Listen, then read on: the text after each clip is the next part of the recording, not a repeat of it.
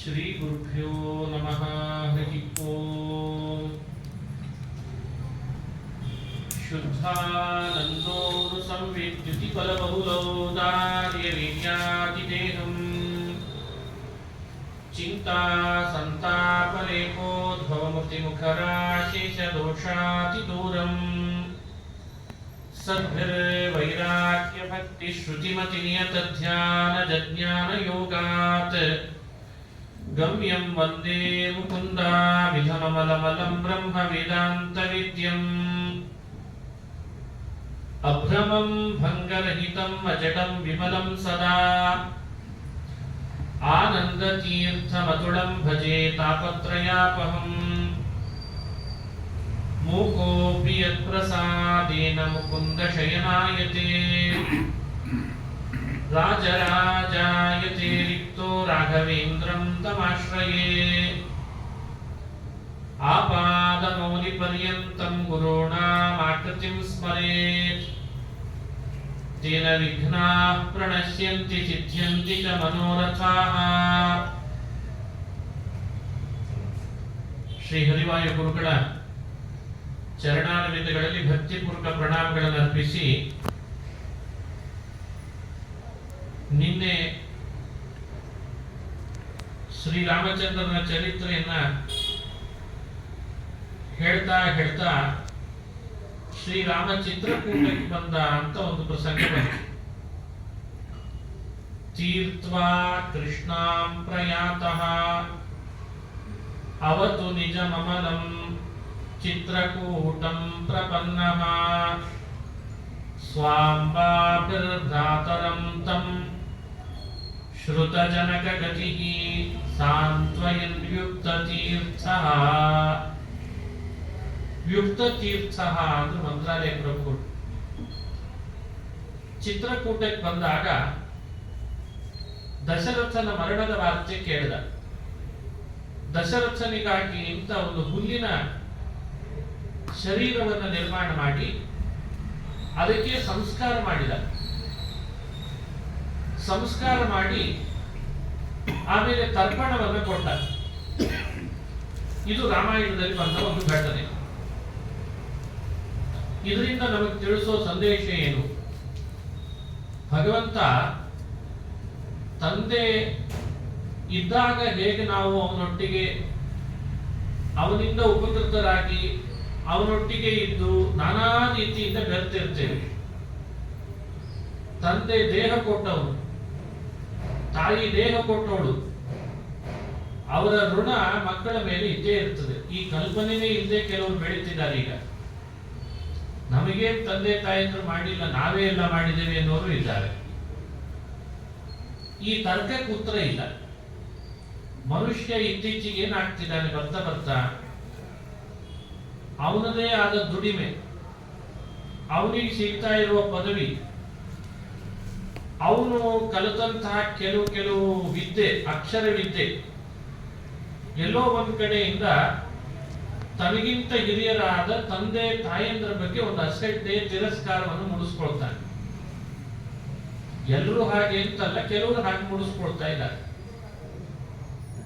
ರಾಮ ಈ ವಿಷಯದಲ್ಲಿ ಲೋಕಕ್ಕೆ ಶಿಕ್ಷಣ ಕೊಡಬೇಕಿತ್ತು. ದೇಹ ಕೊಟ್ಟ ತಂದೆಯ ಋಣ, ದೇಹ ಕೊಟ್ಟಂತಹ ತಾಯಿಯ ಋಣ ತೀರಿಸ್ತೇವೆ ಪೂರ್ಣ ಅಂದ್ರೆ ಯಾರಿಂದಲೂ ಸಾಧ್ಯ ಇಲ್ಲ. ಅವ್ರಿಗೆ ಮಾಡಬೇಕಾದ ಕರ್ತವ್ಯ ಮಕ್ಕಳಾದವರು ಮಾಡಲೇಬೇಕು. ಅದು ವಿಹಿತವಾದದ್ದು. ಅದನ್ನ ಲೋಪ ಮಾಡೋದ್ರಿಂದ ಮತ್ತೆ ಅಪರಾಧ ಆಗ್ತದೆ. ಒಬ್ಬ ತಂದೆಗೆ ಇದ್ದಾಗ ಸರಿ, ತೀರ್ಕೊಂಡ ಮೇಲೆ ಮಾಡಬೇಕಾದಂತಹ ಕರ್ತವ್ಯಗಳನ್ನು ಮಾಡದೆ ಹೋದ್ರೆ ಅದರಿಂದ ಮತ್ತೆ ಪುನಃ ದೊಡ್ಡ ಅಪರಾಧ ಇದೆ ಅಂತ ಹೇಳ್ತದೆ ಶಾಸ್ತ್ರ.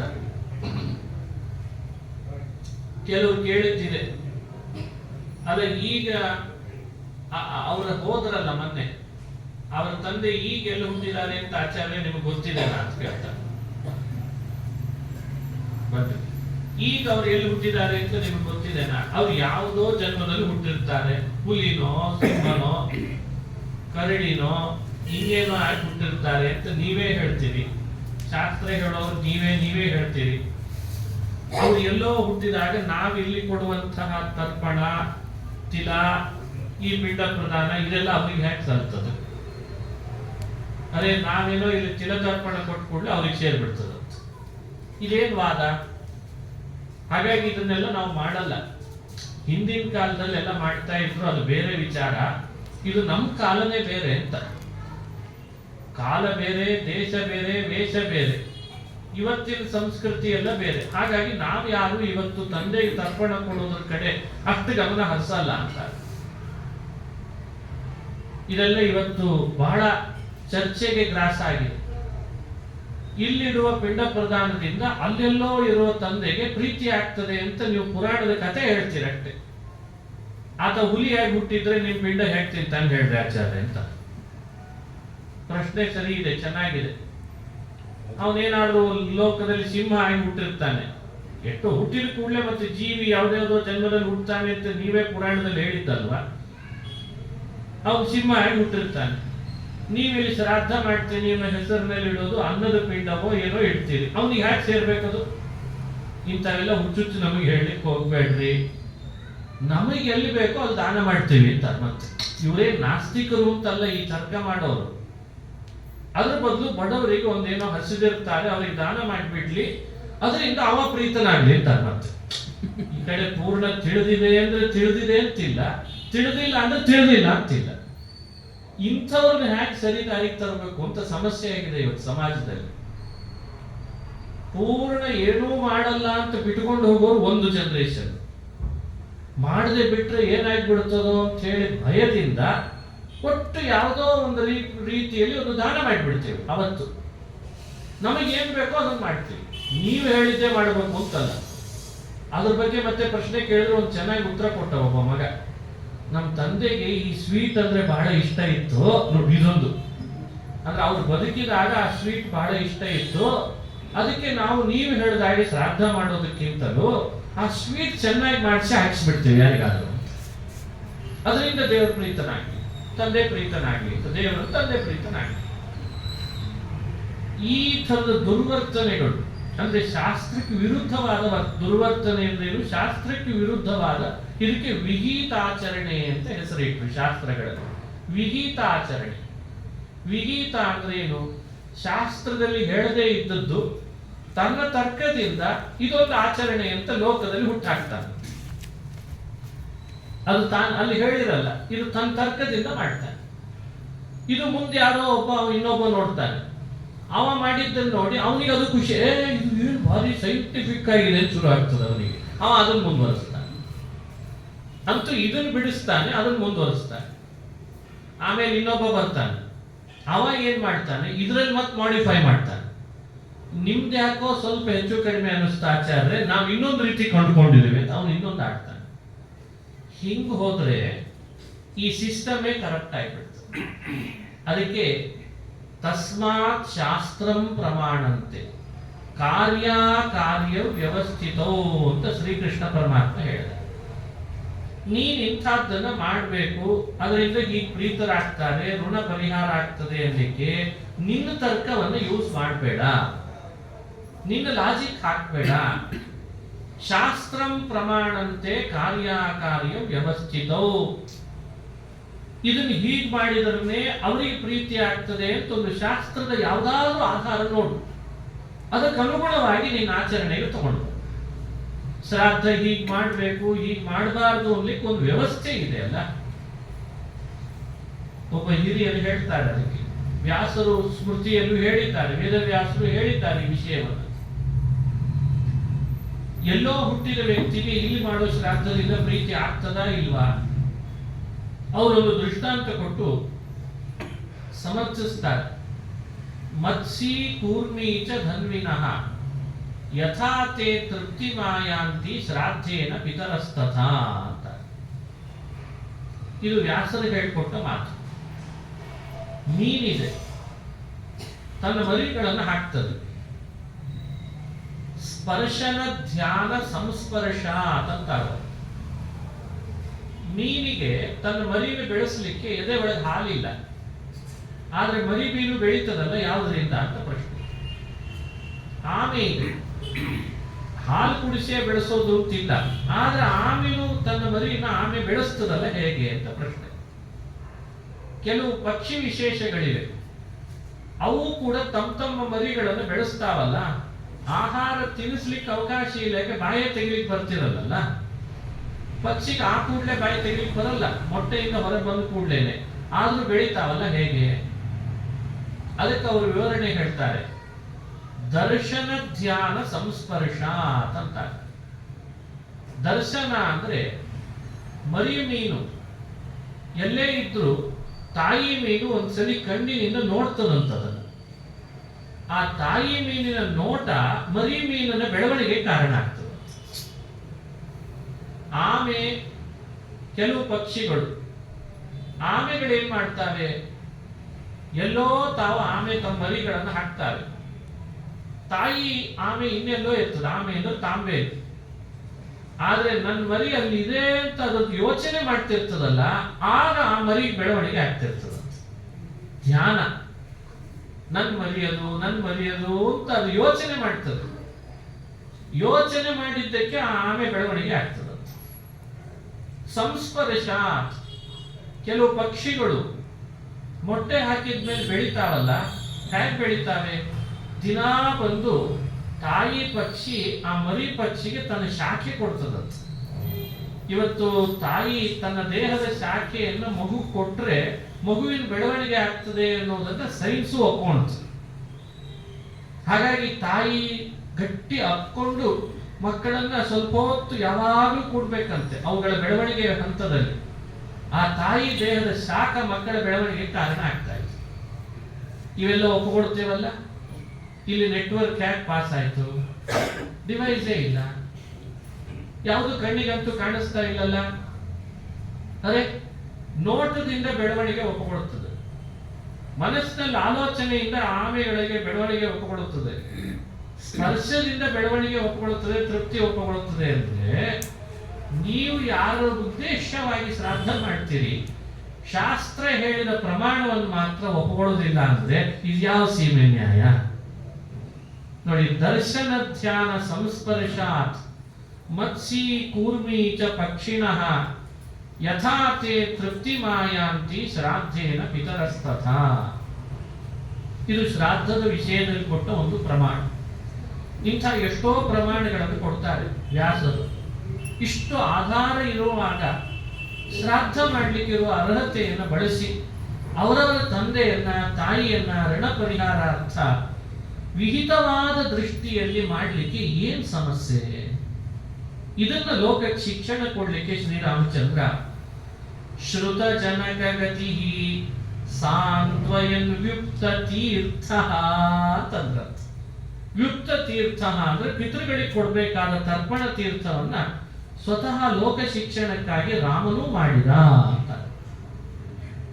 ಕೃಷ್ಣ ಅರ್ಜುನನಿಗೆ ಒಂದು ಮಾತು ಹೇಳ್ತಾನೆ, ನನಗೆ ಯಾವುದೇ ಕರ್ಮದ ಬಂಧನ ಇಲ್ಲ, ಕರ್ಮ ಮಾಡಲೇಬೇಕು ಅಂತ ಬಂಧನ ನನಗಿಲ್ಲ. ಅರ್ಜುನನಿಗೆ ಸಂಶಯ ಬಂತು, ಇಲ್ಲ ಅಂತಿ, ಹಾಗಾದ್ರೆ ಮಾಡ್ತೀಯಲ್ಲ ಯಾಕೆ ಅಂತ. ಅದಕ್ಕೆ ಕೃಷ್ಣ ಉತ್ತರ ಕೊಟ್ಟ, ಮಾಡೋ ಕರ್ಮಗಳೆಲ್ಲ ನನಗಾಗಿ ಏನ್ ಕೊಡ್ಬೇಡ, ಈಗ ಲೋಕ ಸಂಗ್ರಹಮೇವಾಪಿ ಸಂಪಶ್ಯನ್ ಕರ್ತುಮರ್ಹಸಿ. ಇದು ಗೀತೆಯಲ್ಲಿ ಕೃಷ್ಣನ ಮಾತು. ಯಾವ ಕರ್ಮದ ನಿಯಮಗಳು ನನಗೆ ಅಡೆತಡೆಗಳು ಇಲ್ಲದಿದ್ರು ನನ್ನನ್ನು ನೋಡೋ ಕಣ್ಣುಗಳು ಬಹಳ ಇರ್ತವೆ. ಅವರೆಲ್ಲ ಇದನ್ನು ಹೀಗೆ ಮಾಡ್ಲಿ ಅಂತ ಅವ್ರಿಗೆ ಶಿಕ್ಷಣ ಕೊಡ್ಬೇಕಾದ ಜವಾಬ್ದಾರಿ ನನಗಿದೆ. ಹಾಗಾಗಿ ನಾನು ಅದನ್ನು ಮಾಡ್ತೇನೆ ಅಂತ ಕೃಷ್ಣ ಹೇಳ್ತಾರೆ. ನೋಡಿ, ಕರ್ಮ ಬಂಧನ ಇಲ್ಲದೆ ಇದ್ದ ಕೃಷ್ಣನೇನೆ ಲೋಕ ಸಂಗ್ರಹಕ್ಕಾಗಿ ಕರ್ಮ ಮಾಡ್ತಾನೆ, ಕರ್ತವ್ಯ ಮಾಡ್ತಾನೆ. ರಾಮನು ತನಗೆ ಅಂತ ತನ್ನ ತಂದೆ ತಾಯಿ ಅಂತ ಯಾರೂ ಇಲ್ಲ ಅವನಿಗೆ. ಮೊದಲನೇ ಶ್ಲೋಕದಿಂದ ನೋಡ್ತಾ ಬರ್ತಿದೆ, ಶ್ರೀಮಾನ್ ಪೂರ್ವಂ ಪ್ರಜಾತಃ ಅಂತ ಹೇಳುವಾಗಲೇನೆ ಅವನು ಮೊದಲೇ ಇದ್ದವ, ಇವರ ಮನೆಯಲ್ಲಿ ಅವತರಿಸಿದವ, ಪ್ರಕಟನಾದವ ಅಂತ ಹೇಳ್ತಾ ಬಂದ್ವಿ. ಅದಕ್ಕೂ ಪ್ರಮಾಣಗಳಿವೆ. ಹುಟ್ಟಿಲ್ಲದವ, ಅವನು ಪ್ರಕಟನಾದ ಅಷ್ಟೇ. ಅಂಥ ರಾಮನು ಲೋಕಕ್ಕೆ ಶಿಕ್ಷಣ ಕೊಡ್ಲಿಕ್ಕಲ್ಲದೆ ಇನ್ಯಾಕೆ ಶ್ರಾದ್ದ ಮಾಡಿದ ಅಂತ ವಿವರಣೆ ಕೊಡಬೇಕು? ಅಲ್ಲಿ ಋಣ ಪರಿಹಾರ ಅವನಿಗೆಲ್ಲ, ನಮಗಿದೆ. ಅದಕ್ಕೆ ನಾವು ಮಾಡಲಿ ಎನ್ನುವ ಶಿಕ್ಷಣವನ್ನು ರಾಮ ಕೊಟ್ಟ. ಇಂಥ ರಾಮಚಂದ್ರ ನಮ್ಮ ಮೇಲೆ ಅನುಗ್ರಹಿಸಲಿ ಅಂತ ಪ್ರಾರ್ಥನೆ ಮಾಡ್ತಾರೆ. ಇನ್ನು ರಾಮ ತನ್ನ ತಮ್ಮ ಸ್ವತಃ ಭರತ ಬಂದು ಕರೀತಾ ಇದ್ದಾನೆ, ಬಾ ನೀನು, ನಾನ್ ರಾಜನಾಗಲಾರೆ. ಅಣ್ಣ ಇರುವಾಗ ತಮ್ಮ ರಾಜನಾಗುವುದು ಯೋಗ್ಯ ಅಲ್ಲ. ಈ ನಿಯಮಕ್ಕೆ ಭಂಗ ಇಲ್ಲ. ಅಣ್ಣ ಇದ್ದಾಗ ಅಣ್ಣನೇ ಆಗ್ಬೇಕು. ಕೈಕೇಯಿ ಮಾತು ನನಗೆ ಹೇಳ್ಬೇಡ ಅಂತಂತ ನೋಡಿ. ಕೈಕೇಯಿ ಮಾತು ಕೊಟ್ಟಿರೋ ವಿಷಯ ನನಗೆ ಹೇಳ್ಬೇಡ. ನಿನಗೆ ಮಾತು ಕೊಟ್ಟಿದ್ದೇನೆ, ಅದನ್ನು ಪಾಲನೆ ಮಾಡಬೇಕು ಅನ್ನೋ ನಿಯಮ ನೀನ್ ಪಾಲಿಸೋದಾದ್ರೆ, ಅಣ್ಣ ಇರುವಾಗ ರಾಜನಾಗಬಾರದು ಅನ್ನೋ ನಿಯಮ ನಾನ್ ಪಾಲನೆ ಮಾಡೋದು ಬೇಡವೇ? ನಿಯಮಗಳ ಪಟ್ಟಿಯಲ್ಲಿ ಎಲ್ಲವನ್ನೂ ಪಾಲನೆ ಮಾಡಬೇಕಾದತ್ತೆ. ನಿಯಮ ಅಂತಂದ್ರೆ ಅರ್ಥ ಏನು? ಪಾಲನೆಗೆ ಯೋಗ್ಯವಾದದ್ದು ಏನೆಲ್ಲ ಹೇಳ್ತಾರೋ ಅದೆಲ್ಲವೂ ನಾವು ಮಾಡಬೇಕು ಅಂತ ಹೇಳಿ ತಾನೇ ಅಭಿಪ್ರಾಯ. ನಿನಗೆ ತಂದೆ ಮಾತನ್ನು ಪಾಲನೆ ಮಾಡಬೇಕು ಅಂತಿದೆ, ಸರಿ ನೀನು ಅದನ್ನು ಮಾಡ್ತೀನಿ ಅಂತ ನೀನು ಹೊರಟಿದ್ದಿ. ಹಾಗಾದ್ರೆ ನನಗೆ ಅಣ್ಣನಿರುವಾಗ ರಾಜನಾಗಬಾರದು ಅಂತಿದೆ ಅಲ್ಲ, ಅದನ್ನು ನಾನು ಬಿಡಬೇಕಾ? ನೀನೀಗ ರಾಜನಾಗದೆ ಹೋದ್ರೆ ಬಂದು, ನಾನಂತೂ ರಾಜನಾಗಲ್ಲ, ಯಾಕಂದ್ರೆ ನಾನು ಆ ನಿಯಮ ಪಾಲನೆ ಮಾಡಬೇಕು. ಒಂದು ವೇಳೆ ನಾನು ರಾಜನಾದ್ರೆ ನಾನು ನಿಯಮ ಬಿಟ್ಟೆ ಅಂತ ಆಗ್ತದೆ.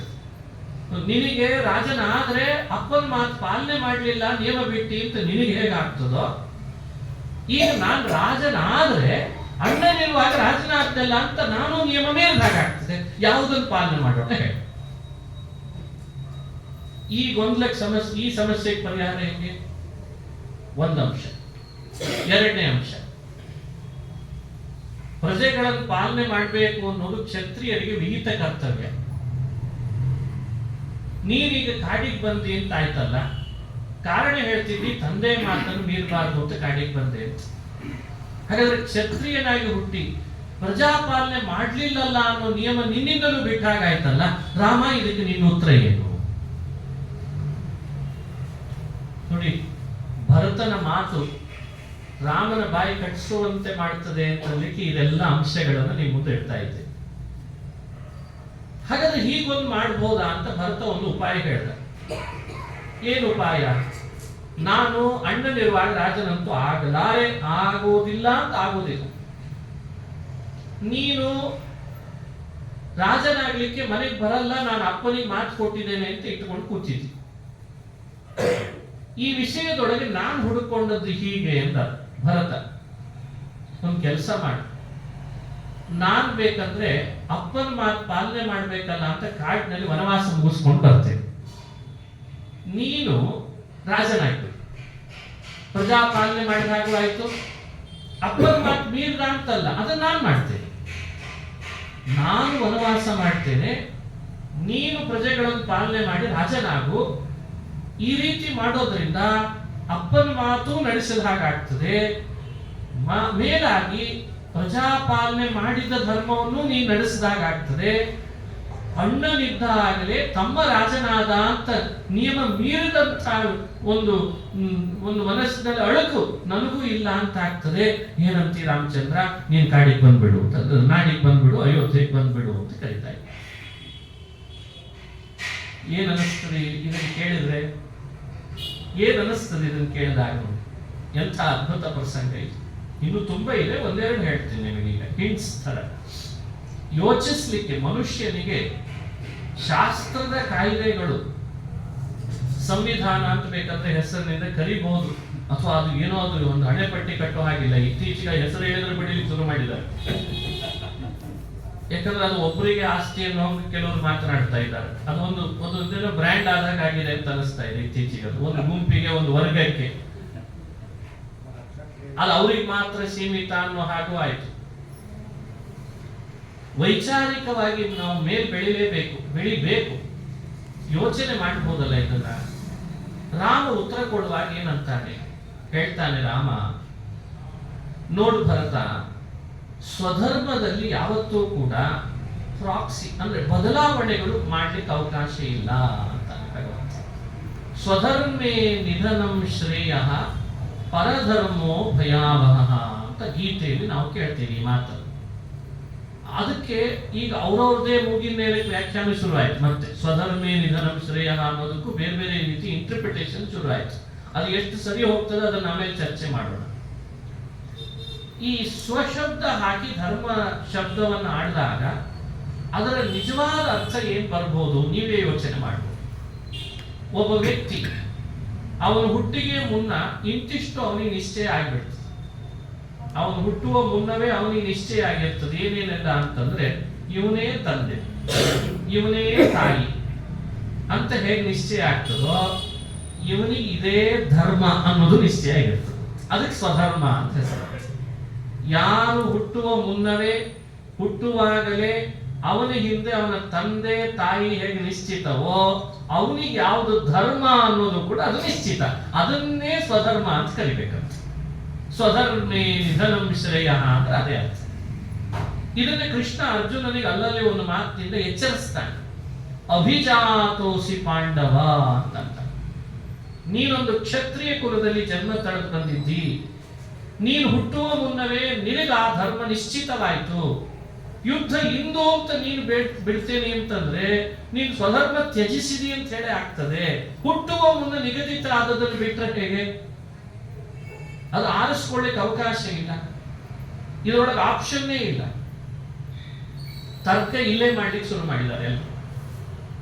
ಅದಕ್ಕೆ ಹಿರಿಯರೊಬ್ರು ಹೇಳ್ತಿದ್ರು, ವಿವಾಹದ ವಿಷಯದಲ್ಲೇನೋ ಸ್ವಲ್ಪ ಹೆಣ್ಣು ಕಪ್ಪಿದ್ದಾಳೆ, ದಪ್ಪ ಇದ್ದಾಳೆ, ತೆಳ್ಳಗಿದ್ದಾಳೆ, ಕುರುಪಳು ಇದಕ್ಕೆ ಆರಿಸುವ ವ್ಯವಸ್ಥೆಗಳು ಇರ್ತಾರೆ.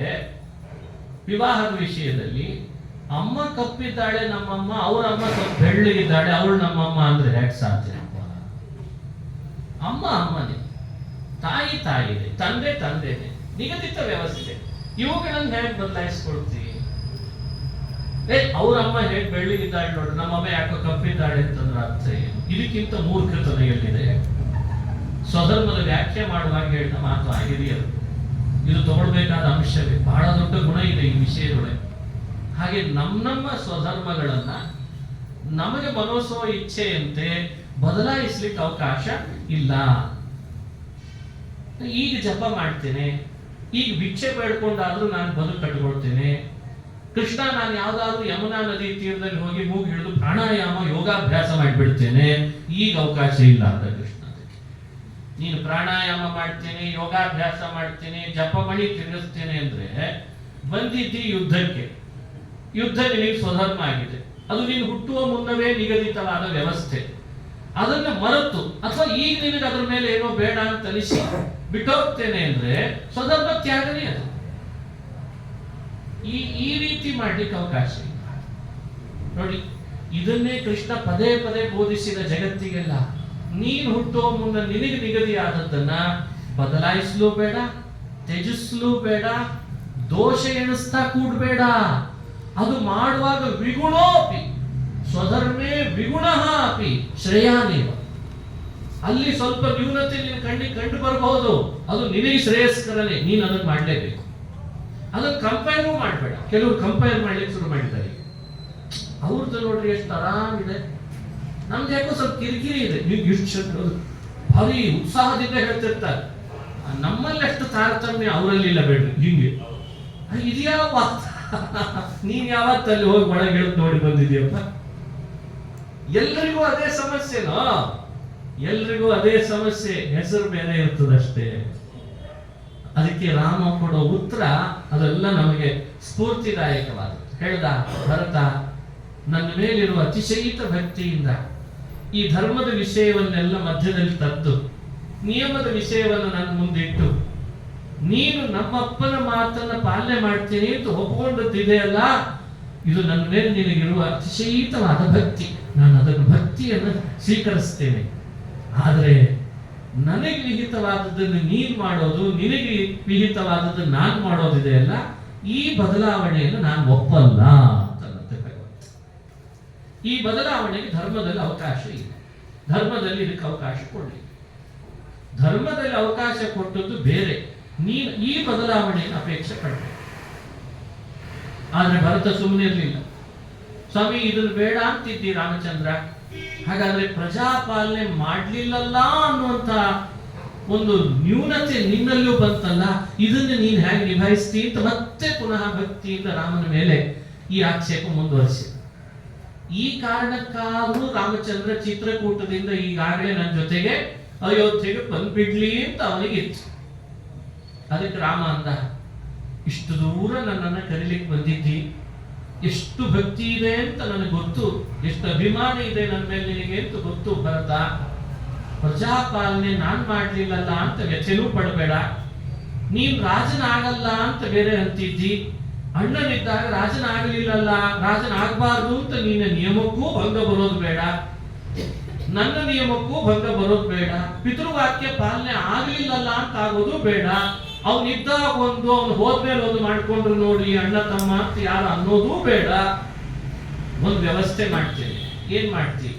ಇದು ಈ ನನ್ನ ಪಾಲಿಗೆ ತಗೊಂಡು ಹೋಗ್ಬಿಡು. ನಾನಿದ್ರೆ ಏನ್ ರಾಜ್ಯಭಾರ ಮಾಡ್ಬೇಕಿತ್ತೋ ಅದೆಲ್ಲ ಈ ಪಾದಕ್ಕೆ ಮಾಡಿಸ್ತೀನಿ. ನೀನ್ ರಾಜನಾಗಲ್ಲ ಅನ್ನೋ ಸಮಸ್ಯೆನು ನೀಗ್ ಹೋಯ್ತು, ಪ್ರಜಾಪಾಲನೆ ಆಗ್ಲಿಲ್ಲ ಅನ್ನೋ ಸಮಸ್ಯೆನು ನೀಗ್ ಹೋಯ್ತು. ನಾನು ಕಾಡಿನಲ್ಲಿ ಎಷ್ಟು ದಿನ ಇರಬೇಕು ಅಂತ ನಿಗದಿಯಾಗಿದೆ ಅದನ್ನು ಮುಗಿಸ್ಕೊಂಡು, ವಾಸ ಮುಗಿಸ್ಕೊಂಡು ಬರ್ತೇನೆ. ಎಲ್ಲದಕ್ಕೆ ಸರಿ ಹೋಯ್ತಾ ಅಂತ ಕೇಳಿ. ಈ ಅಂಶವು ನಮಗೆ ರಾಮಾಯಣದಲ್ಲಿ ಸ್ಪಷ್ಟವಾಗಿದೆ. ಅದನ್ನು ನೋಡಿ ಮಂತ್ರಾಲಯ ಪ್ರಭುಗಳು ಸಂಗ್ರಹಿಸುವಾಗ ಈ ಎಲ್ಲ ಮಾತುಕತೆಗಳ ವಿಷಯದಲ್ಲಿ ಸಾಕ್ಷಿಯಾಗಿ ಯಾರು ಇಲ್ಲ ಅಂತ ಆಗಬಾರದು ಅಂತ ಭರತ ತನ್ನ ಎಲ್ಲ ಅಮ್ಮಂದ್ರಿಗೆ ಹೇಳ್ಕೊಂಡು ಬಂದಿದ್ದಂತೆ. ರಾಮನ ತ್ಯಾಗ ಕೈಕೇಯಿಗೆ ಗೊತ್ತಾಗಲಿ, ಭರತ ರಾಮನ ಮೇಲೆ ಮಾಡುವ ಭಕ್ತಿ ಕೈಕೇಯಿಗೆ ಗೊತ್ತಾಗಲಿ.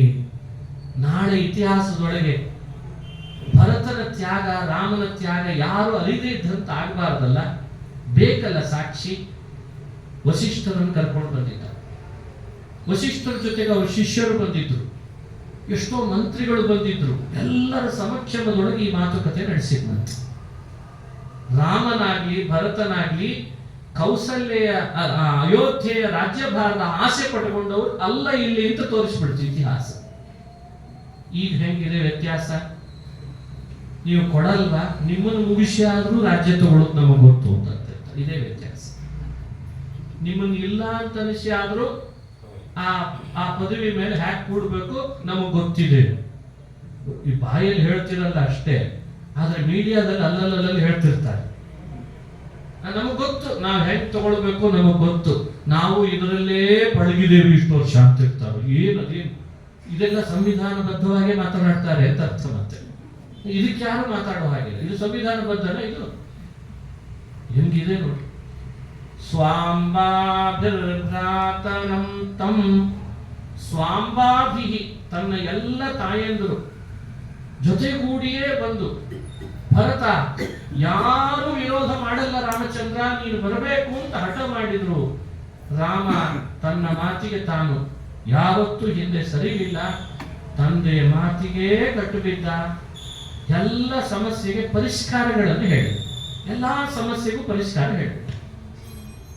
ಭರತ ಮಾಡುವ ಭಕ್ತಿಗೂ ಬೆಲೆ ಕೊಟ್ಟ, ಭರತನ ಆಕ್ಷೇಪಕ್ಕೂ ಉತ್ತರ ಕೊಟ್ಟ. ಇದು ರಾಮಾಯಣ ನಮ್ಮ ಬದುಕಿಗೆ ಕೊಡ್ತಾ ಇರುವಂತ ದೊಡ್ಡ ಸಂದೇಶ ಅಂತ ನಾವು ಭಾವಿಸಿ. ನಾವು ಇಂಥ ಅನೇಕ ಸಂದೇಶಗಳನ್ನು ಎದುರಿಸುವ ಸಂದರ್ಭ ನಮಗೂ ಇಡ್ತಾನೆ ದೇವರು. ಅಣ್ಣನನ್ನು ಕೊಡ್ತಾನೆ, ತಮ್ಮನನ್ನು ಕೊಡ್ತಾನೆ, ತಂಗಿಯನ್ನು ಕೊಡ್ತಾನೆ, ಹೆಂಡತಿಯನ್ನು ಕೊಡ್ತಾನೆ, ಮಕ್ಕಳನ್ನು ಕೊಡ್ತಾನೆ, ಅಧಿಕಾರವನ್ನು ಕೊಡ್ತಾನೆ. ಕೊಟ್ಟದ್ದನ್ನು ನಿಭಾಯಿಸುವಾಗ ಪರೀಕ್ಷೆ ಇಡ್ತಾನೆ. ಹೇಗೆ ನಿಭಾಯಿಸ್ತೀಯ? ಧರ್ಮದಿಂದ ನಿಭಾಯಿಸ್ತೀಯಾ? ಪ್ರಾಮಾಣಿಕವಾಗಿ ನಿಭಾಯಿಸ್ತೀಯಾ? ಅಲ್ಲಿ ತಂದೆಯ ಭಕ್ತಿ ಮೆರಿತೀಯಾ ಇಲ್ವಾ? ಗುರುಭಕ್ತಿ ಮೆರಿತೀಯಾ ಇಲ್ವಾ? ಕಾಯ್ದೆ ಕಾನೂನುಗಳನ್ನ ಶ್ರದ್ಧೆಯಿಂದ ಪಾಲನೆ ಮಾಡ್ತೀಯಾ ಇಲ್ವಾ? ದೊಡ್ಡ ಪದವಿ, ದೊಡ್ಡ ನಿರ್ಣಾಯಕ ಪದವಿ ಜಡ್ಜ್ ಮಾಡ್ತಾನೆ. ಮಗನನ್ನ ಕಳ್ಳನನ್ನು ಮಾಡಿರ್ತಾನೆ ದೇವರು. ಒಳ್ಳೆ ಮಗ ಹುಡ್ತಾನೆ ಅಂತಿಲ್ಲ, ಕಳ್ಳ ಮಗ ಹುಡ್ತಾನೆ. ತಂದೆ ಜಡ್ಜ್ ಮಾಡ್ತಾನೆ, ತಮ್ಮನನ್ನು ಪೊಲೀಸ್ ಅಧಿಕಾರಿ ಮಾಡಿರ್ತಾರೆ. ಎಲ್ಲ ಪರೀಕ್ಷೆ, ಮನೆ ಒಳಗೆ ವ್ಯವಸ್ಥಿತವಾದ ಪರೀಕ್ಷೆ.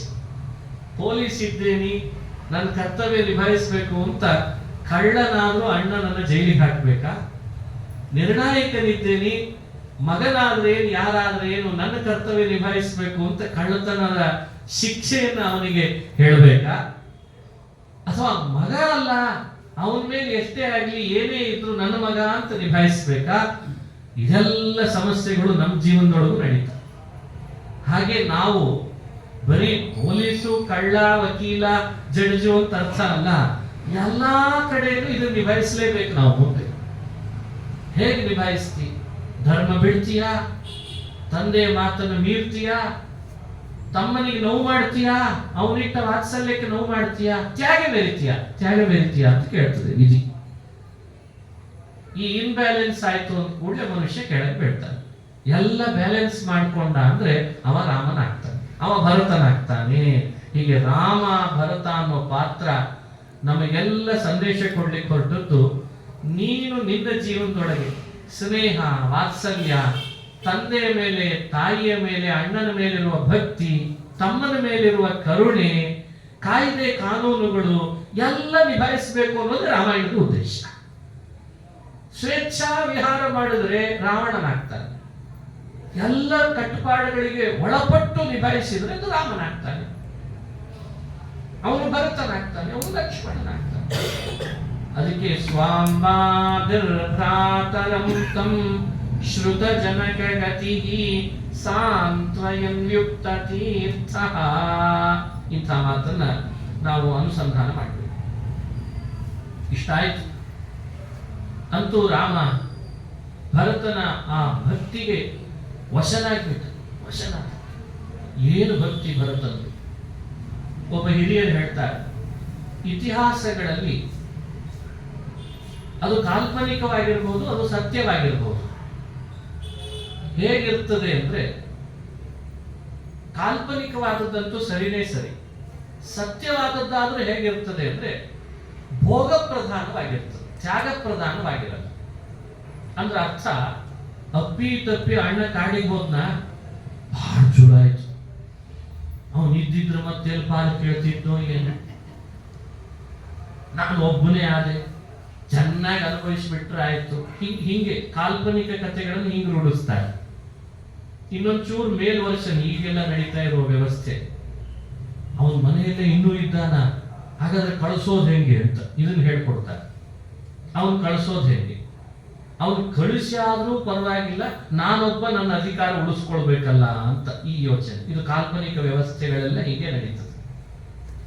ಇದು ಬರೀ ಅಣ್ಣ ತಮ್ಮಂದ್ರು ಅಂತ ನಾ ಹೇಳಲ್ಲ, ಬೇರೆ ರೀತಿಯಾಗಿ ಇತಿಹಾಸಗಳನ್ನು ಓದ್ಲಿಕ್ಕೆ ಶುರು ಮಾಡಿದ್ರೆ ಭೋಗದಲ್ಲಿ ಜಗಳ ಜಾಸ್ತಿ, ತ್ಯಾಗದಲ್ಲಿ ಜಗಳ ಇಲ್ಲ. ಅಂದ್ರೆ ಆ ಪದವಿ ನಂದಾಗಬೇಕು ಅಂತ ಇವನಿಗೆ ಬರ್ತದೆ, ಇನ್ನೊಬ್ಬನಿಗೆ ಆ ಪದವಿ ನಂದಾಗಬೇಕು ಅಂತ ಬರ್ತದೆ. ಇಬ್ಬರಲ್ಲಿ ಜಗಳ, ಕದನ ಶುರು ಆಗ್ತದೆ. ಅದನ್ನು ಹಿಸ್ಟ್ರಿ ಅಂತ ಬರೆದಿಡ್ತಾರೆ. ಮತ್ತೆ ಭಾರಿ ದೊಡ್ಡ ಹಿಸ್ಟ್ರಿ ಅದು. ಅದನ್ನು ಮತ್ತೆ ಟ್ರಾನ್ಸ್ಲೇಟ್ ಮಾಡ್ತಾರೆ, ಕನ್ನಡದಲ್ಲಿ ಒಬ್ಬ, ಇಂಗ್ಲಿಷ್ನಲ್ಲಿ ಒಬ್ಬ, ಬೇರೆ ಭಾಷೆಯಲ್ಲಿ ಒಬ್ಬ. ಇದೇನಿದು ಮೆಸೇಜ್ ಕೊಡ್ಲಿಕ್ಕೆ ಬಂದ ಇತಿಹಾಸನ, ಅಥವಾ ನೀವು ನಾಳೆ ಯಾವ್ದಾದ್ರು ಪದವಿ ಬೇಕು ಅಂದ್ರೆ ಹಿಂಗೆ ತಲೆ ಕಡ್ದು, ಆ ತಲೆ ಕಡಿಯೋದನ್ನಷ್ಟೇ ಬರ್ದಿರಲ್ಲ. ಅವ ರಾತ್ರಿ ಮಲಗಿದ್ದ, ಇವ ಸುರಂಗ ತೋಡ್ದ, ಇವ ಹೇಗ ತನ್ನ, ಅದು ಪೌರುಷನ, ಅದು ಪೌರುಷ ಅಲ್ಲ. ಸುರಂಗ ತೋಡ್ದ, ಹಿಂಬಾಗಿಲಿನಿಂದ ಬಂದ, ಮಲಗಿದಾಗ ಅವನ ಕುತ್ತಿಗೆಗೆ ಏಟ್ ಹಾಕಿದ, ಆಮೇಲೆ ಇವ ರಾಜನಾದ. ಇದೇನು ಪೌರುಷ ಅನ್ಬೇಕಾ? ಅಥವಾ ಕಳ್ತನ ಹೆಂಗ್ ಮಾಡ್ಬೇಕು ಅಂತ ಹೇಳ್ಕೊಟ್ರಿ ಅನ್ಬೇಕಾ? ಅಧಿಕಾರವನ್ನ ಹೆಂಗ್ ಕಸ್ಕೊಳ್ಬೇಕು ಅಂತ ಹೇಳಿ ಈ ಹಿಸ್ಟ್ರಿ ಏನ್ ಮಾಡ್ಬೇಕು ಹೇಳಿ ನಾವೀಗ ಯೋಚನೆ ಬಹಳ ವಿಶೇಷವಾಗಿ ಮಾಡ್ಬೇಕಾದದ್ದು ಇವತ್ತಿದೆ. ಇವತ್ತು ಅದನ್ನು ಹೇಳ್ಕೊಡ್ತಿದ್ದಾರೆ. ಕಳ್ತನ ಅರ್ಧ ಗಂಟೆ ತೋರಿಸ್ತಾರೆ ಟಿವಿಯಲ್ಲಿ, ಅರ್ಧ ಗಂಟೆ, ಕೊಲೆ ಅರ್ಧ ಗಂಟೆ ತೋರಿಸ್ಬೇಕು ಅದನ್ನು. ಅವನು ವೇಷ ಹಾಕೊಂಡದ್ದೇನು ಭೂಷ, ಅದು ಮತ್ತೇನು ನಾಯಕನಾಗಿ ತೋರಿಸ್ತಾರೆ ಅವನನ್ನ. ಕಳ್ಳ ನಾಯಕ, ಈಗ ಕಳ್ಳ ನಾಯಕ, ಕೊಲೆ ಮಾಡೋನು ನಾಯಕ, ಅತ್ಯಾಚಾರ ಮಾಡೋನು ನಾಯಕನಾದ. ಅಂದ್ರೆ ವಿಚಿತ್ರ ಆಗ್ತಲ್ಲ. ಅದಕ್ಕೆ ಕಾಲ್ಪನಿಕವಾದ ವಿಷಯ ಹೇಳಲಿಕ್ಕೆ ಹೊರಟ್ರೆ ತುಂಬಾ ಟೈಮ್ ತಗೋತದೆ. ಇಲ್ಲಿ ಕೆಲವು ಇತಿಹಾಸಗಳನ್ನ ನೋಡ್ಲಿಕ್ಕೆ ಹೊರಟ್ರೆ ಭೋಗ ಪ್ರಧಾನದ ವ್ಯವಸ್ಥೆ, ಕಳತನವನ್ನು ಹೇಳ್ಕೊಡ್ಲಿಕ್ಕೆ ಅದೊಂದು ರೀತಿ ಬಹಳ ಟೈಮ್ ತಗೋತದೆ. ಇಷ್ಟನ್ನೆಲ್ಲ ಅಧ್ಯಯನ ಮಾಡಿದ ಒಬ್ಬ ಪಾಶ್ಚಾತ್ಯ ವಿದ್ವಾಂಸ ಹೇಳ್ದ, ಹುಚ್ಚಿಡಿದದ್ದು ರಾಮಾಯಣ ನೋಡಿದ್ಮೇಲೆ ನನಗೆ ಅಂತ. ಯಾಕೆ ಅಂದ್ರೆ, ತಗೊಳ್ಳೋ ರಾಜ್ಯ ನೀನು ಅಂತ ರಾಮ ಅಂತಾನೆ, ನಾ ತಗೊಳ್ಳೋದಿಲ್ಲ ನೀ ತಗೊಳ್ಳೋದು ರಾಮ ಅಂತ ಭರತ ಅಂತಾನೆ. ಇಲ್ಲಿ ರಾಜ್ಯ ಬೇಡ ಬೇಡ ಅನ್ನಕ್ಕೆ ಜಗಳ ಆಡಿದ್ರಲ್ಲ, ಅದಕ್ಕೆ ರಾಮಾಯಣ ಶ್ರೇಷ್ಠ ಆಯ್ತು ಅಂತ. ಬೇಕು ಬೇಕು ಅನ್ನೋ ಜಗಳಕ್ಕೂ ಬೇಡ ಬೇಡ ಅನ್ನೋ ಜಗಳಕ್ಕೂ ವ್ಯತ್ಯಾಸ ಇದೆ ಅಂತ. ಯಾವ ಜಗಳ ಚೆನ್ನಾಗಿರ್ತದೆ ಹೇಳ್ರಿ ನೋಡೋಣ. ನನಗಿದು ಬೇಡ ಮನಸ್ಸ, ಮತ್ತೆ ಅದರಲ್ಲೂ ಕೆಲವರು ಮತ್ತೆ ಅಲ್ಲಿ ಕಳ್ತನ ಮಾಡ್ತಿರ್ತಾರೆ. ನನಗೆ ಬೇಡ ಅನ್ನೋದ್ರಲ್ಲಿ ಹೃದಯದಿಂದ ಬರೋದು ಬೇರೆ, ಅಲ್ಲಿ ಕಳ್ತನ ಬೇರೆ. ವಾತ್ಸಲ್ಯದಿಂದ ಬರೋದು ಬೇರೆ, ಧರ್ಮದಿಂದ ಬರೋದು ಬೇರೆ, ಆ ಹೃದಯದಿಂದ ಬಂತು ಅಷ್ಟೇ. ಹೃದಯದಿಂದ ಬರಬೇಕಲ್ಲ, ಆ ಹೃದಯದಿಂದ ಬರಬೇಕು. ಅದನ್ನ ರಾಮ ಜಗತ್ತಿಗೆ ತೋರಿಸಿದ, ಭರತ ಅದಕ್ಕೆ ತೋರಿಸಿದ. ಯಾಕೆ ಅನೇಕ ಕವಿಗಳು ಪಾಶ್ಚಾತ್ಯರು ಪೌರ್ವಾತ್ಯರು ಸೇರಿ ರಾಮಾಯಣದ ಮೇಲೆ ಯಾಕೆ ಮುಗಿಬಿದ್ರು ಅಂದ್ರೆ, ಈ ಬೇಡ ಅನ್ಲಿಕ್ಕೂ ಒಂದು ಜಗಳ ಆಡ್ಲಿಕ್ಕೆ ಬರ್ತದೆ ಅಂತ ತೋರಿಸ್ತಲ್ಲ, ಅದಕ್ಕೆ ರಾಮಾಯಣದ ಬಗ್ಗೆ ಎಲ್ಲರೂ ಆಕರ್ಷಿತರಾಗ್ತಾರೆ. ಇದು ಈ ಉಳಿದ ಇತಿಹಾಸಕ್ಕೂ ರಾಮಾಯಣದಲ್ಲಿ ಹೇಳುವ ಇತಿಹಾಸಕ್ಕೂ ಇರೋ ದೊಡ್ಡ ಅಂತರ ಅಂದ್ರೆ ಇದು. ಇದು ಒಂದು ವಿಷಯ ಅಲ್ಲ, ಇಂಥ ಒಂದು ಪಟ್ಟಿ ಮಾಡಿಟ್ಟಿದೆ ಯಾಕೆ ರಾಮಾಯಣ ಎಲ್ಲರನ್ನ ಆಕರ್ಷಣೆ ಮಾಡ್ತದೆ. ಅದರಲ್ಲಿ ಒಂದ್ 2-3 ಪಟ್ಟಿಯನ್ನು ನಿಮ್ ಮುಂದೆ ಹೇಳಿರ್ತೀನಿ. ಸ್ವಾಂಬಾಭಿಹಿ ಭ್ರಾತರ, ರಾಮ ಕೌಸಲ್ಯಕ್ಕೆ ಮಾಡಿದ ನಮಸ್ಕಾರವನ್ನೇ ಕೈಕೇಯಿಗೂ ಮಾಡಿದ್ದಂತೆ ಕಾಡಿಗೆ ಬಂದಾಗ. ಇದು ಪಾಯಿಂಟ್. ಇದೇ ಕೈಕೇಯಿ ಕೌಸಲ್ಯರೆಲ್ಲರೂ ಮುಂದೆ ಮೇಲೆ ಹೋದ್ರಂತೆ. ಬ್ರಹ್ಮ ಕೇಳ್ತಾನೆ ಯಾರ್ಯಾರಿಗೆ ಯಾವ್ಯಾವ್ದನ್ನು ಕೊಡ್ಬೇಕು ಅಂತ, ಯಾವ್ಯಾವ ಲೋಕ ಕೊಡ್ಬೇಕು ಅಂತ ಪ್ರಸಂಗ ಬರ್ತದೆ. ಬ್ರಹ್ಮನ ಅಧಿಕಾರ ಅದು, ಜವಾಬ್ದಾರಿ. ರಾಮ ಹೇಳ್ದ ಕೌಸಲ್ಯ ಕೊಟ್ಟೆ, ದಶರಥನ ಸಮಾನವಾದದ್ದನ್ನು ಕೊಡ್ಬೇಕಾಗ್ತದೆ. ಪತಿ ಸಮರೂಪತ, ಸುಮಿತ್ರೆ ಕೊಟ್ಟೆ, ಕೈಕೇಯಿಗೆ ಏನ್ ಕೊಡ್ಲಿ ಅಂತ ಕೇಳ್ತಾರೆ. ಕೈಕೇಯಿಗೆ ಏನ್ ಕೊಡ್ಲಿ, ಕೌಸಲ್ಯಗೆ ಏನ್ ಕೊಟ್ಟಿ ಅದನ್ನು ಕೊಡು ಅಂತ ಒಂದ್ಸಲಿ ಹೇಳ್ದ ರಾಮ. ರಾಮನಿಗೆ ಯಾಕೋ ಸ್ವಲ್ಪ ಕಡಿಮೆ ಕೇಳಿಸ್ತೋ ಏನೋ ಅಂತ ಮತ್ತೆ ಪುನಃ ಬ್ರಹ್ಮ, ರಾಮ ಕೈಕೇಯಿಗೆ ಏನ್ ಕೊಡ್ಲಿ ಎಷ್ಟ್ಸಲಿ ಹೇಳ್ಬೇಕ, ಹೇಳಲಿಲ್ವಾ ಆವಾಗಲೇ, ಕೌಸಲ್ಯ ಕೊಟ್ಟದ್ದು ಕೊಡು ಲೋಕ ಅಂತಂದ. ಕಾರಣ ಬೇಕಲ್ಲ, ಭರತನಂತ ಮಗನನ್ನು ಹಿಡಿದಿದ್ದಾಳಲ್ಲ, ಇದಕ್ಕಿಂತ ಏನ್ ಕೊಡ್ಬೇಕು ಜಗತ್ತಿನಲ್ಲಿ, ಕೌಸಲ್ಯ ಕೊಟ್ಟದ್ದನ್ನು ಕೊಡು ಅಂತ. ಇದು ಪಾಯಿಂಟ್. ವ್ಯಕ್ತಿಯ ಆ ಥಾಟ್ ಅಂದ್ರೆ ಅವನ ಆಲೋಚನೆ, ಅವನು ಯಾವುದನ್ನ ತನಗೆ ಅಪಕಾರ ಮಾಡಿದಾಳೆ, ತನ್ನ ಕಾಡಿಗೆ ಕಳಿಸಿದಾಳೆ, ತನ್ನನ್ನ ತನ್ನ ಹೆಂಡತಿಯನ್ನ ತನ್ನ ಲಕ್ಷ್ಮಣ ತಮ್ಮನನ್ನ ಇಷ್ಟು ವರ್ಷ ಕಾಡಿನಲ್ಲಿ ದೂಡಿ ಬಿಟ್ಲಲ್ಲ, ಆ ಯೌವನದೊಳಗೆ ಎಷ್ಟು ಸುಖವಾಗಿ ಬದುಕಬಹುದಾಗಿತ್ತು, ಅದನ್ನೆಲ್ಲ ಕಸ್ಕೊಂಡ್ಲಲ್ಲ ಕೈಕೇಯಿ ಅಂತ ಬ್ರಹ್ಮನ ಮುಂದೆ ಕೊಡಬೇಡ ಅವಳಿಗೆ ಹಾಕ ನರಕಕ್ಕೆ ಅಂತ ಅನ್ನೋದು ಎಷ್ಟು ಹೊತ್ತು. ಭರತನಂತ ಮಗನನ್ನು ಕೊಟ್ಲಲ್ಲ, ಆದ್ರಿಂದ ಅವಳಿಗೆ ಕೌಸಲ್ಯ ಕೊಟ್ಟ ಲೋಕ ಕೊಡು ಅಂತ ಆ ಹೇಳಿದ ಮಾತಿನ ಮರ್ಮ ಎಷ್ಟು ಅಂತ ಯೋಚನೆ ಮಾಡಿ. ಇದು ನಾವು ಯೋಚಿಸ್ಬೇಕಾದ. ನಮ್ಮ ಜಗತ್ತಿನೊಳಗೆ ನಮಗೂ ಅಪಕಾರ ಮಾಡುವವರು ಬಹಳ ಬರ್ತಾರೆ. ನಮ್ಮನ್ನ ಬಡತನದಲ್ಲಿ ದೂಕೋರು ಬರ್ತಾರೆ, ಕಾಡಿ ಕಟ್ಟೋರು ಬರ್ತಾರೆ, ಹಿಂದಿನಿಂದ ಆಡ್ಕೊಳ್ಳೋರು ಬರ್ತಾರೆ, ಚುಚ್ಚೋರು ಬರ್ತಾರೆ, ಪೀಡಿಸೋರು ಬರ್ತಾರೆ, ಹೊಗಳೋರು ಬರ್ತಾರೆ, ಮುಂದೆ ಹೋಗಿ ಹಿಂದೆ ಬೆಳೆಯೋರು ಬರ್ತಾರೆ, ಎಲ್ಲರೂ ಬರ್ತಾರೆ. ಮಂಥರೆ ಬರ್ತಾಳೆ, ಕೈಕೇಯಿ ಬರ್ತಾಳೆ, ತಾಟಕಿನೂ ಬರ್ತಾಳೆ, ಯಾರು ಬರಲ್ಲ. ಆದ್ರೆ ನಾವು ಹೇಗೆ ಅವ್ರ ಜೊತೆಯಲ್ಲಿ ರಿಯಾಕ್ಟ್ ಆಗ್ತೇವೆ ಅನ್ನೋದು ಬಹಳ ಮಹತ್ವ. ಇದು ಸಂದೇಶ. ಇದಕ್ಕಿಂತ ದೊಡ್ಡ ಸಂದೇಶ ಏನಿದೆ? ಇಂಥ ಎಷ್ಟೋ ಪ್ರಸಂಗಗಳನ್ನು ನೀವು ರಾಮಾಯಣದೊಳಗೆ, ರಾಮ ತನ್ನ ವ್ಯಕ್ತಿತ್ವವನ್ನ ತಾನು ರೂಪಿಸ್ಕೊಂಡ ಅನ್ನೋದು ಮುಖ್ಯ ಅಲ್ಲ. ರಾಮಾಯಣದಲ್ಲಿ ತನ್ನನ್ನು ನೋಡೋ ವ್ಯಕ್ತಿತ್ವವನ್ನು ಹೇಗೆ ರೂಪಿಸ್ಕೊಳ್ಬೇಕು ಅಂತ ಹೇಳಿಕೊಟ್ಟ. ಇದು ರಾಮಾಯಣ. ರಾಮಾಯಣ ಅಂದ್ರೆ ಎಲ್ರಿಗೂ ಏನ್ ಅನಿಸ್ತದೆ ರಾಮಾಯಣ ಅಂದ ಕೂಡಲೇ? ರಾಮ ಒಬ್ಬ ಇದ್ದ, ತನಗೆ ಅಂತ ಕಾಡಿಗೆ ಹೋಗ್ಬೇಕಾಯ್ತು, ಪಾಪ ಹೋಗ್ಬಿಟ್ಟ, ಹೋದ್ಮೇಲೆ ಅಲ್ಲೇ ಒಂದು ಕುಟೀರ, ಪರ್ಣ ಕುಟೀರ ಕಟ್ಕೊಂಡ. ಇದು ಮಹತ್ವ ಅಲ್ಲ.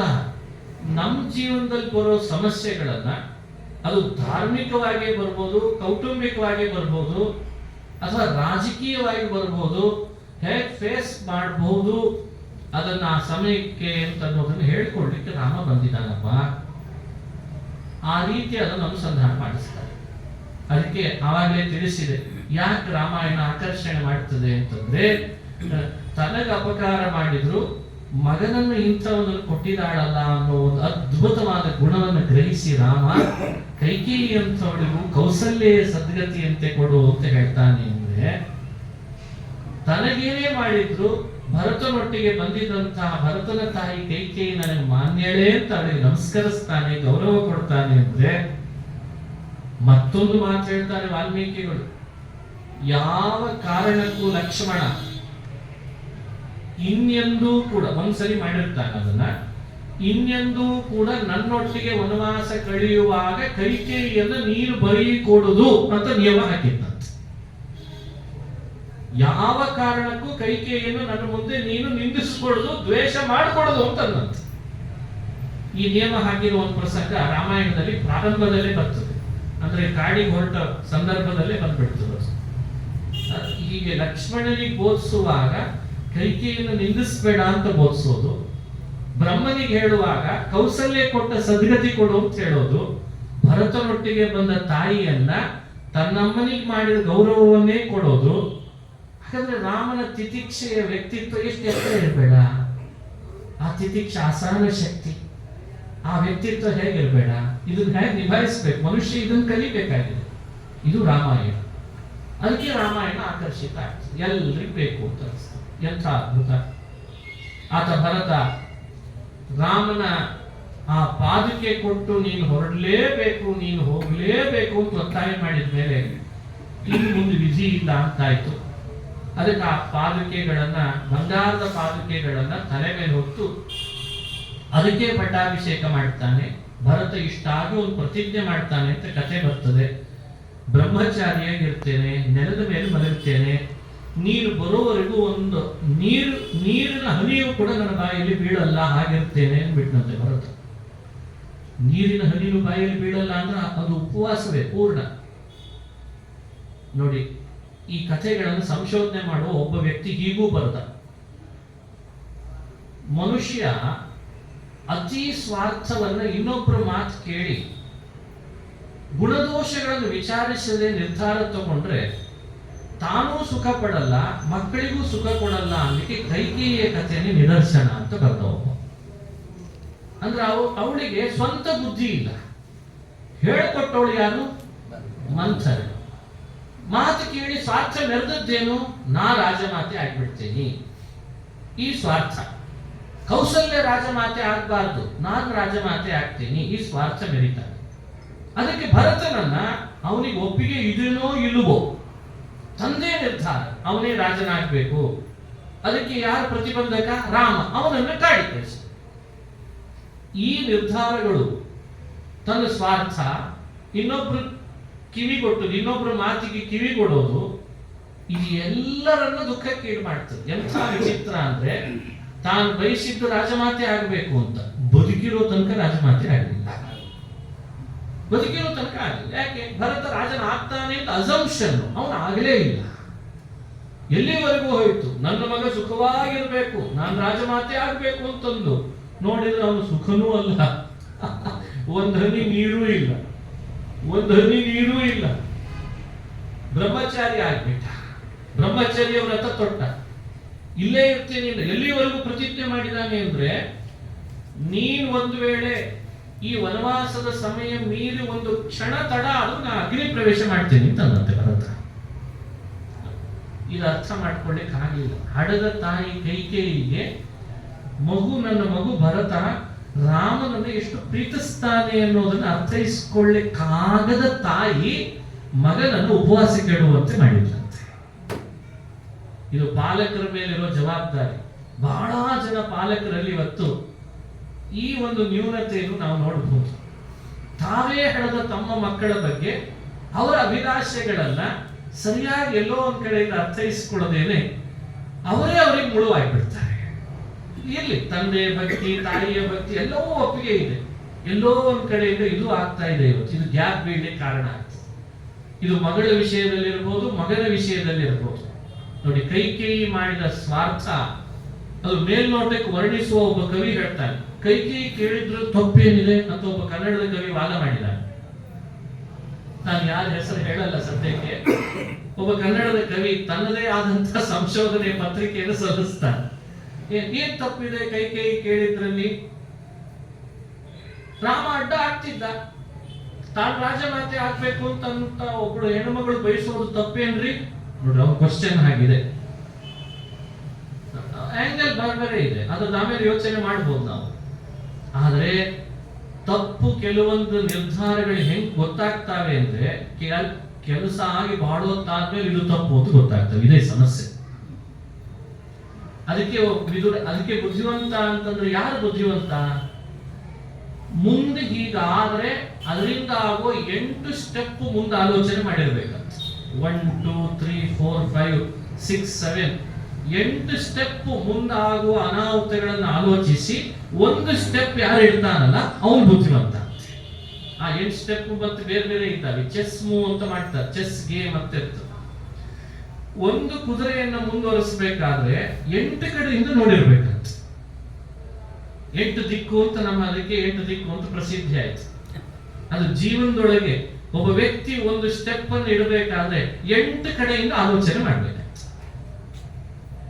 ನಾನೇನೋ ಬಯಸ್ತಿದ್ದೀನಿ ರಾಜಮಾತೆ ಆಗ್ಬೇಕು ಅಂತ, ನನ್ನ ಕಂದ ಭರತನಿಗೊಂದು ಮಾತು ಕೇಳೋದು ಬೇಡವೇ ಅನಿಸ್ಲಿಲ್ಲ.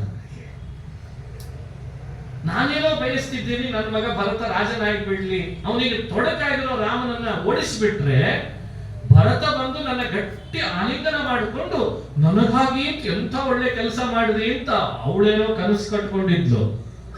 ಅವ ಬರ್ತಿರ್ಲಿಕ್ಕೆ ಶುರು ಮಾಡಿಬಿಟ್ಟ ಕೈಕೇಯನ್ನು ಬೈಲಿಕ್ಕೆ. ರಾಮಾಯಣದಲ್ಲಿ ಹಾಗೆ ಹೇಳ್ತಾರೆ. ಇದಕ್ಕಿಂತ ಗ್ಯಾಪ್ ಯಾವ್ದಿದೆ? ನಮ್ಮ ಮನೆಗಳಲ್ಲಿ ಒಟ್ಟಿಗೆ ನಾವು ಬದುಕು ಕಟ್ಕೊಳ್ತೇವೆ ಅಂತ ಹೊರಟ್ರು, ಕುಟುಂಬದ ಸದಸ್ಯರಲ್ಲೇ ಒಬ್ಬರಿಗೊಬ್ಬರಿಗೆ ಅವರ ಅಭಿರುಚಿಗಳು ಏನು ಅಂತ ಹೇಳಿ ಗೊತ್ತುಪಡಿಸ್ಕೊಳ್ದೇ ಇರೋ ಹಾಗಿದ್ದು ಅವರವರೇ ತಮ್ಮ ಹೊಟ್ಟೆಗೆ ಉಪವಾಸ ಮಾಡ್ಕೊಳ್ತಾರೆ. ಇದಕ್ಕೆ ಕೈಕೇಯಿಯ ನಿದರ್ಶನ ಅಂತ ಬೇಕಿಲ್ಲ, ಇಷ್ಟು ಸ್ವಾರ್ಥ ಬೇಕಿಲ್ಲ. ಪರಸ್ಪರವಾದ ಸಂಭಾಷಣೆಯಿಂದಲೂ ಪರಸ್ಪರ ವಿಷಯಗಳನ್ನು ಹಂಚಿಕೊಳ್ಳೋದ್ರಿಂದಲೂ ಪರಿಹಾರ ಮಾಡಿಕೊಳ್ಳಬಹುದಾದ ಸಮಸ್ಯೆ.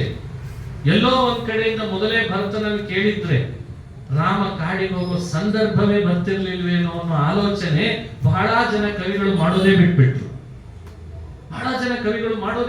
ಇದನ್ನ ತಮ್ಮ ಆಂಗಲ್ ನಲ್ಲೇ ಯೋಚಿಸಿ ಕೈಕೇಯಿಯನ್ನ ಹೀರೋಯಿನ್ ಮಾಡ್ಲಿಕ್ಕೆ ಪ್ರಯತ್ನ ಪಟ್ಟವರು ಬಹಳ ಜನ ಇದ್ದಾರೆ. ಒಬ್ಬ ಕವಿ ಲಕ್ಷ್ಮಣನನ್ನ ಬಹಳ ದೊಡ್ಡ ಮಾತು ಮಾಡಿಟ್ಟ. ರಾಮ ಅಷ್ಟೇ ಮಹಾತ್ಮ ಅಲ್ಲ ಬಿಡ್ರಿ ಅಂತ. ಯಾಕೆ ಅಂತ ಅವನ್ ನೋಡಿ ತರ್ಕ ಹೇಗಿದೆ ಅಂದ್ರೆ, ರಾಮ ಕರ್ಕೊಂಡಾದ್ರೂ ಹೋಗಿದ್ದರು ಸೀತೆಯನ್ನ, ಲಕ್ಷ್ಮಣ ನೋಡ್ರಿ ಅವನು ಹೆಂಡತಿಯನ್ನು ಬಿಟ್ಟು ಒಬ್ಬಟ್ಟಿಗನಾಗಿ ಹೋದದ್ದ, ಅವನ್ ತ್ಯಾಗ ದೊಡ್ಡದು ಅಂತ ಒಬ್ಬ ಬರ್ದಿಟ್ಟ. ಹಾಗೆ ಮತ್ತೆ ಅವ್ರ ತರ್ಕಕ್ಕೂ ಬೆಲೆ ಕೊಡ್ಬೇಕಲ್ಲ. ಒಬ್ಬ ಲಕ್ಷ್ಮಣನನ್ನ ಬಹಳ ದೊಡ್ಡವ ಅಂತಾನೆ, ಇನ್ನೊಬ್ಬ ಕೈಕೇಯಿಯನ್ನ ದೊಡ್ಡವು. ಇನ್ನೊಂದು ವರ್ಷನ್ ಇದೆ ನಮ್ಮ ಭಾರತದ ಒಂದು ಮೂಲೆಯಲ್ಲಿದೆ, ರಾಮನಿಗಿಂತ ರಾವಣ ಶ್ರೇಷ್ಠ ಅಂತ ಒಂದಿದೆ ವ್ಯವಸ್ಥೆ. ಇದು ಒಂದು ವರ್ಷನೇ ತಡ್ಕೊಳ್ತದೆ ನೋಡ್ರಿ ನಮ್ಮ ಭಾರತ, ಎಲ್ಲರನ್ನೂ ತಡ್ಕೊಳ್ತದೆ. ಯಾಕೆ ಅಡಗಾಡ್ತಾ ಇಲ್ಲ ಭಾರತ? ಇನ್ನು ಭೂಮಿ ಅಡಗಾಡ್ತಾ ಇಲ್ಲ. ಏನೇನಂತೀರನ್ರಿ ಅಂತಾರೆ ಪಾಪ ಅವರು. ಅದಕ್ಕೆ ಅವರಿಗೆ ಸಹನ ಧರಿತ್ರಿ ಅಂತ ಹೆಸರು ಸಾರ್ಥಕ ಆಯ್ತು. ಹಂಗೂ ವಿಚಾರ ಹಿಂಗೂ ವಿಚಾರ ಅಂತೂ ಎಲ್ಲರನ್ನು ತಲೆ ಕೆಡಿಸ್ತದೆ. ಆದ್ರೆ ವಾಸ್ತವಿಕ ಸಂಗತಿಗಳನ್ನು ಅದದೇ ವಾಕ್ಯಗಳಿಂದ ನಾವು ಅನುಸಂಧಾನ ಮಾಡಿದ್ರೆ ಯಾರು ತಪ್ಪು, ಯಾರ್ದು ಸ್ವಾರ್ಥ, ಯಾರ್ದು ತ್ಯಾಗ, ಯಾರ್ದೋ ಸ್ವಾರ್ಥಕ್ಕೆ ಯಾರು ಬಲಿ ಆಗ್ತಾರೆ, ಅದರಿಂದ ಎಫೆಕ್ಟ್ ಎಷ್ಟಾಗ್ತದೆ ಎಲ್ಲವನ್ನು ಆಲೋಚಿಸಿ ರಾಮಾಯಣ ನಮ್ಮ ಕಣ್ಣು ಮುಂದೆ ಇಡ್ತದೆ. ವಶನಾದ ರಾಮ ಭರತನ ಭಕ್ತಿ ಆ ಪ್ರತಿಜ್ಞೆ ಮಾಡಿದ್ದಕ್ಕೆ ವಶನಾಗಿ ಪಾದಕೆ ಕೊಟ್ಟು ಕಳಿಸುವಾಗ ಒಂದು ಕ್ಷಣ ತಡ ಮಾಡಲ್ಲ, ನಾನು ಬರ್ತೇನೆ ಅಂತ ಮಾತು ಕೊಟ್ಟ. ಆ ಮಾತಿಗೆ ಭರತ ಪಾದುಕೆಯನ್ನು ಹಿಡಿದು ದತ್ವಾಸ್ಮೈ ಪಾದುಕೆ ಸ್ವೇ ಶಿತಿಭರಣ ಕೃತೌ ಪ್ರೇಷ್ಯತಂ ಕಾಕನೇತ್ರಂ. ಅಲ್ಲಿಗೆ ಭರತ ಹೊರಟ. ಪಾದುಕೆ ಗಟ್ಟಿಯಾಗಿ ಹಿಡಿದುಕೊಂಡು ತಲೆ ಮೇಲೆ ತಾನೇ ಹೊತ್ತು ಅಯೋಧ್ಯೆಗೆ ಅಂತ ಹೊರಟ. ಅದನ್ನ ಹೇಳಿದಂತೆ ಇದು ಶಿತಿಭರಣ ಕೃತೌ, ಇದನ್ನಿಟ್ಟು ಇದೇ ನ್ಯಾಯ ಅನ್ಯಾಯ ಸತ್ಯ ಅಸತ್ಯ ಎಲ್ಲ ತೀರ್ಮಾನ ಮಾಡ್ತದೆ ಅಂದ್ಬಿಟ್ಟಿದ್ದಂತೆ. ಆ ಪಾದುಕೆ ತಂದು ಸಿಂಹಾಸನದ ಮೇಲೆ ಇಟ್ಟ. ತಾನು ಅಯೋಧ್ಯೆ ಒಳಗೆ ಪ್ರವೇಶ ಮಾಡಲ್ಲ ಅಂದಿದ್ದ.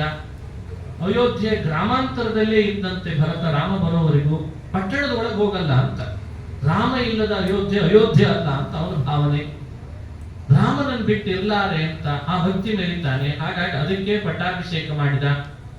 ಯಾವುದೇ ಪ್ರಜೆಗಳಲ್ಲಿ ಏನೇ ನ್ಯಾಯ ಬಿಡಿಸೋದಿದ್ರು ಆ ಪಾಲಿಕೆ ಮುಂದೆ ಇಟ್ಟು ಬಿಡಿಸ್ತಿದ್ರು. ಈ ಘಟನೆ ಯಾಕೆ ಹೇಳ್ತು ರಾಮಾಯಣ? ಇದನ್ನ ಮುಚ್ಚಿಡ್ಬೋದಾಗಿತ್ತಲ್ಲ, ಇದನ್ನ ಯಾಕೆ ಎಕ್ಸ್ಪೋಸ್ ಮಾಡಿದ್ರು? ಯಾಕೆ ಅಂದ್ರೆ ರಾಮ ಸಾಮಾನ್ಯ ಮನುಷ್ಯನಲ್ಲ ಅಂತ ತಿಳಿಸ್ಲಿಕ್ಕೆ ಇದಕ್ಕಿಂತ ಘಟನೆ ಇರಬೇಕು ಅಂತ ರಾಮಾಯಣ. ಕೆಲವು ಘಟನೆಗಳು ಮನುಷ್ಯರು ಮಾಡಬಹುದಾದ ಘಟನೆ, ಕೆಲವು ಘಟನೆಗಳು ಮನುಷ್ಯರಿಗೆ ಆಗಲ್ಲ ಅಂತ ತಿಳಿಸ್ಲಿಕ್ಕೆ ಘಟನೆಗಳನ್ನು ತೋರಿಸ್ತಾರೆ. ಉದಾಹರಣೆಗೆ ಆ ಕಲ್ಲನ್ನ ಮೆಟ್ಟಿದ ಕೂಡಲೇ ಹೆಣ್ಣು ಮಾಡಿದ್ದು ಇದು ಮನುಷ್ಯರಿಗೆ ಸಾಧ್ಯವಿಲ್ಲದ ಕೆಲಸ. ಬ್ರಹ್ಮ ಬ್ರಹ್ಮ ಶಿವ ವರ ಕೊಟ್ಟಂತಹ ರಾಕ್ಷಸನನ್ನ